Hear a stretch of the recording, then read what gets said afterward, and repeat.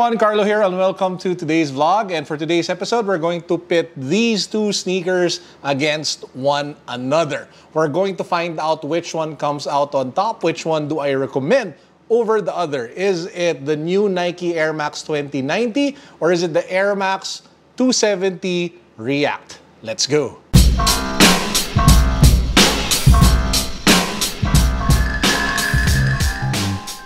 Now, before we get into the sneaker battle, let me just give a quick shout out to the sponsor of today's video. Of course, I'm talking about Rose Gold and Black. To those who don't know, Rose Gold and Black is a premium men's accessories brand based out of Australia. They focus specifically on accessories such as kick-ass necklaces like this, which has a grenade at the end, or beaded bracelets, leather bracelets. They also have rings and a variety of other men's accessories that you guys can check out today. Adding little bits and pieces levels up your style, so might as well.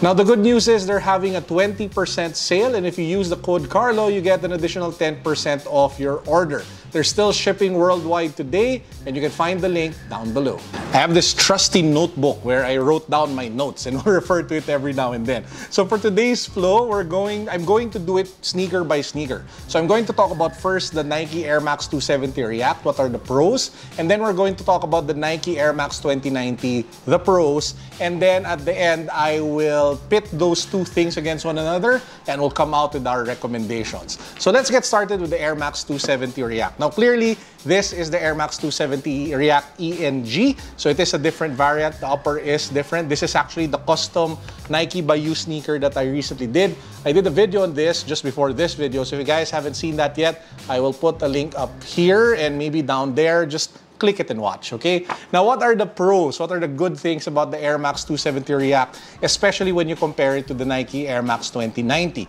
First, there is that bouncy feeling that propels you forward. And that is mainly because of the React technology. That's that midsole over here. From the mid till the forefoot, that's made out of React. The same React foam that they use for the Nike Epic React Flyknit, the Nike Infinity Run, the running series. And the running technology is meant to propel you forward, to give you that bounce, to give you that energy response. And you feel that with the shoe. There really is that bounciness as you are walking up and down with this particular sneaker.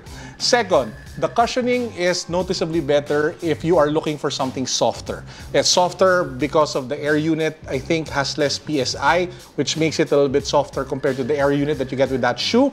And the React technology also, like what I mentioned earlier, gives that energy response / bounce back versus the foam that you have with the Air Max 2090. The third, the Nike Air Max 270 React is usually cheaper than the Nike Air Max 2090, mainly because it came out earlier and it has a lot of colorways already that are on sale. In fact, all you have to do is head on over to the Nike Philippines website. You should be able to find a couple of pairs that you can get on discount. So those are the three main positive things about the Nike Air Max 270 React.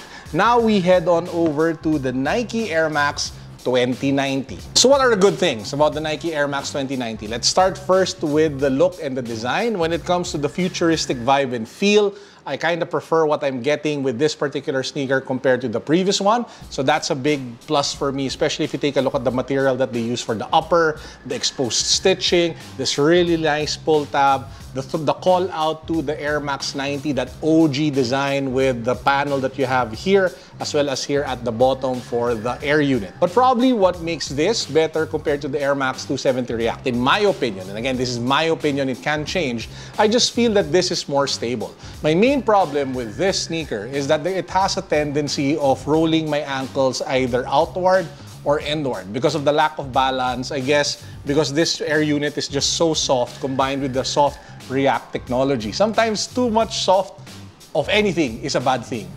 Does that make sense? Yeah.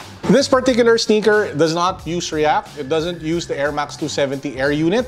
It uses a different version of the Air Max 90 air unit combined with just a soft foam for the midfoot all the way to the forefoot of the shoe. And what you get is not something as bouncy, not as soft, not as pillowy as this shoe, but it is more stable. It is a little bit firmer. And the good thing about that is that there's no ankle rolling left and right. It's more stable. I don't trip on myself. And that's why I love this shoe. And lastly, despite being a new release, you can head on over to the Nike website. It's already on sale up until May 17th. Again, the link to that, to the Nike website, down below. And before we move on to the comparison between the two and me sharing my recommendation between this or this, let me just remind you guys that it's not just the shoes that level up your style. Again, if you want to make your outfit pop, all you have to do is put a little accessory here and there, such as this grenade necklace or this beaded bracelet. Put a leather bracelet on.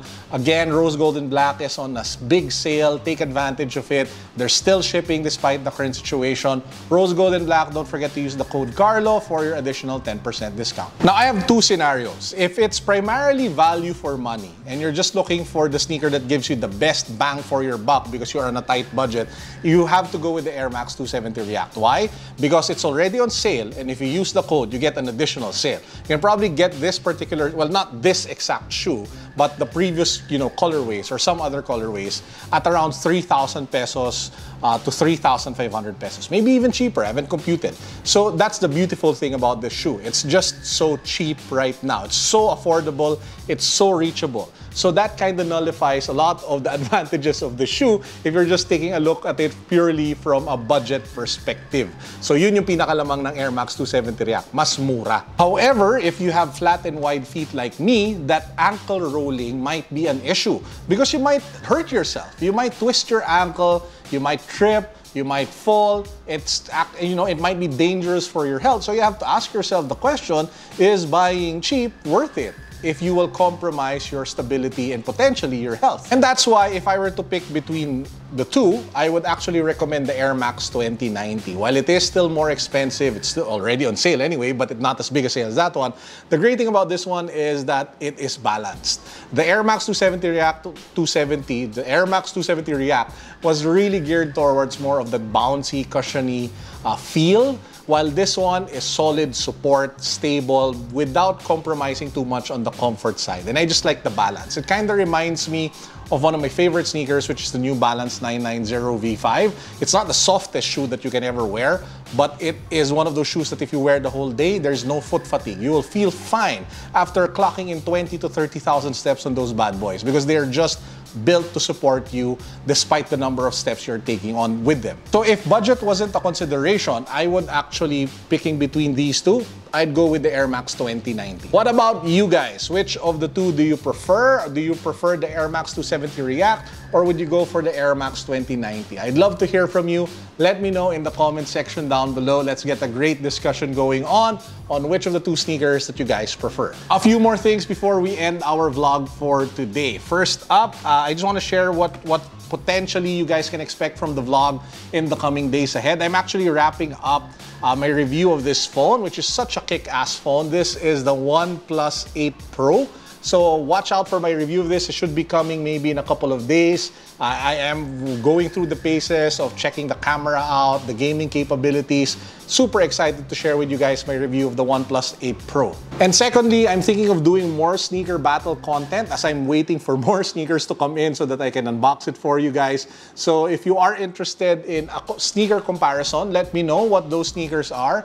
Maybe share it on my Facebook page or maybe share it in the comment section down below. And if I have both sneakers, I'll try to do it for you. And for a power-up words of wisdom for the day, for some reason, I keep remembering this line. I can't remember though if it's from a song or from a wise man.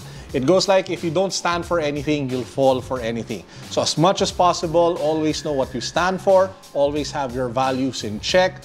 Better make sure that you're able to articulate what it is that you stand for so that when adversity comes, when challenges come, you know who you are and you won't change just like that because you're firmly grounded on who you are and what your values are. And again, what you stand for. And with that said, I hope you guys enjoyed our quick video for today. As usual, I'm praying for all of you as the Philippines reopen slowly, as we slowly get out of ECQ. I am praying for every single one of you that you are all protected by God's grace and protection, that you don't get, infected with the virus and that you don't bring it home and infect others, especially the older people in your house.